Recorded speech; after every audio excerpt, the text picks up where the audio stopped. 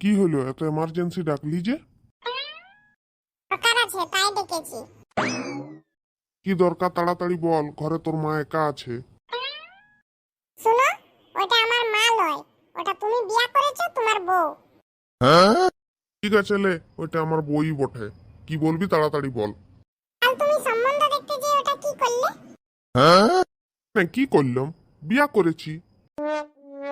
সেটা তো আমিও দেখতে পেয়েছি, আমি তো আর কোনো অন্ধ নই। কেন, এই বয়সে তোমার বিয়া করাটা কি খুবই জরুরি ছিল? জরুরি মানে? এই বয়সেই তো বিয়া করাটা বেশি দরকার। আমি কাল পর্যন্ত জানতাম না, এমনকি যখন সম্বন্ধ দেখতে গেছি আমি তখনও জানতাম না যেটা আমার জন্য নয় তোমার জন্য সম্বন্ধ দেখতে যাওয়া হয়েছে। আমার নিলে তো আমি যেতাম না। আমি তো তোকে যেতে বলিনি। আমি কাল বলেছিলাম যে তুমি হচ্ছে খুব ভালো বাবা, তোমার মতন বাবা যেন সবার ঘরে ঘরে থাকে। এখন তো দেখছি এটা ভুল বলেছিলাম। কেন? কেন আবার? তোমার মতন বাবা যদি সবার ঘরে ঘরে থাকে তাহলে পৃথিবীর জনসংখ্যা তো জলদি জলদি বৃদ্ধি পাবে। তোমার জন্য পাড়া প্রতিবেশীর কাছে মুখ দেখানো যাচ্ছে না, এই বয়সে নাকি উনি বিয়া করেছেন। শুন, বিয়া করার কোনো বয়স হয়নি, যখন মন চাইবে তখনই বিয়া করতে হয়। তাহলে আমারও মন চাইছে, দাও আমারও বিয়া দিয়ে দাও। তুইও কর গা, তোকে কে বারণ করছে? ঘরে তোমার একটা বিবাহযোগ্য ছেলে আছে, তার বিয়াটা না দিয়ে তুমি বিয়া করলে। তুইও তো, ঘরে একটা বিবাহযোগ্য বাপ আছে, তার বিয়ার কথা না ভেবে তুই তোর বিয়ার কথা ভাবছু। বলো কি, তুমি বিবাহযোগ্য? হ্যাঁ, এই বলতো চ, আর ঝগড়া করিস না, আজ রাত দেখতে যাব। চল চল, ইয়াকে এখন কোনো কিছু বলা বেকার, ই এখন বুড়ির প্রেমে হাবুডুবু খাচ্ছে। ও আজকে রথ, যাই আমার বউকে বলি গা, সেজে গুজে রেডি হও, রথ দেখতে যাব। বিখ্যাতা যত সব বুড়া সগমন্দ লয়, এই বয়সে নাকি বলছে বুড়িকে নিয়ে রথ দেখতে যাবে। হ্যাঁ রে, রথ দেখতে যাব তো বলে দিলাম, কিন্তু পকেটে তো 5 নয়া পয়সা নাই। হ্যাঁ সত্যি, ঠিকই বলেছো, রথ দেখতে যাব, যদি পয়সা না থাকে কেমন লাগে। বেশি কিছু না খাই, একটু জিলাপি পাপড় ওগুলা তো খাবো।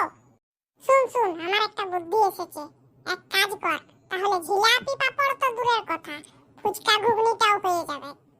হ্যাঁ তুই বলছো, কি কথা বল। তোর মাসির সাথে না আমার লাইনটা লাগিয়ে দে। আরে তুই গাঁজা টাঞ্জা খেয়েছু নাকি?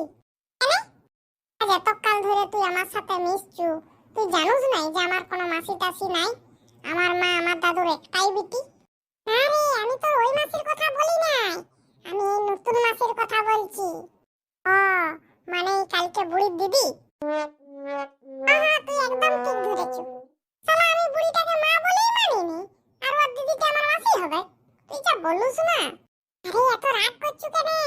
তুই বুড়িটাকে মা বলে মান আর না মান, ওর দিদিটাকে মাসি বলতে অসুবিধা কোথায়? ওর দিদিটাকে মাসি বললে খাসির মতন রোজগার হবে, তুই জানোস না। কেন, কি করে হবে? কালকে যে যা বুঝতে পারলাম, ওই বুড়িটারও একটু ইয়ার মতনই চুলকানি আছে। তোমার বয়সটা তো একটু বেশি হয়ে গেছে, তাই ওর আর চুলকানি হয়েও কোনো লাভ নাই। তাহলে কি হবে একেবারে? এই সময় যদি ওর উপর প্রেমের টোপ ফেলা হয় না, ও খপ খপ খাবে, সে মাছের মতন দেখবি। তা ওই বুড়িটার সাথে কে প্রেম করবে? কেন আমি করব? তোর কি মাথা টাথা খারাপ হলো নাকি?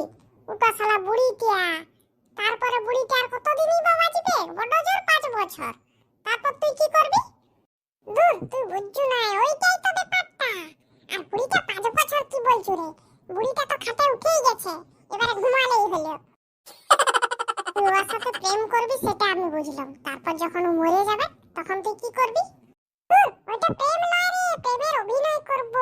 শুনলিনি ওরা খালি 2 বোন, একজনের বিয়ে হয়ে গেল, আর যা সম্পত্তি আছে একজনের। ওর সাথে প্রেম করলে একদম মোটা মোটা টাকা পাওয়া যাবে।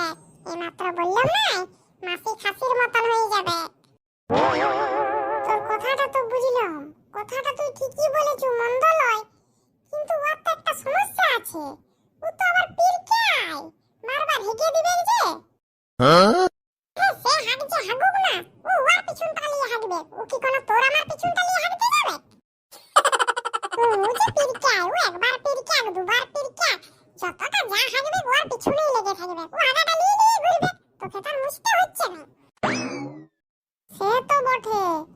কিন্তু হাগাটা তো দি গন্ধ ছাড়বে রে। গন্ধ ছাড়লে তো কি হয়েছে, একটু মেনে নিবি। এমনিতেই দেখোস না রথের মেলায় এত ভিড়, লোক চানাচুর বাদাম পাপড় খেয়ে ভুস ভুস পাবে, এত গন্ধ। আর না হয় এটাও একটু সহ্য করে নিবি। তবে একটা কথা ঠিক, ও যত পীর খাবে তত আমাদেরই লাভ। ও হাগার ভয়ে আর কিছু খাবে নাই, আমরা সব গাদা গাদা খেয়ে নেবো। আমরা পাপড় জিলাপি ওইসব তো খাবোই, তার সাথে আবার পিৎজা হাট যাব, যে একটা পেপার অনিয়ন পিৎজা অর্ডার দেবো। লাই হ্যাঁ ঠিক বলেছো।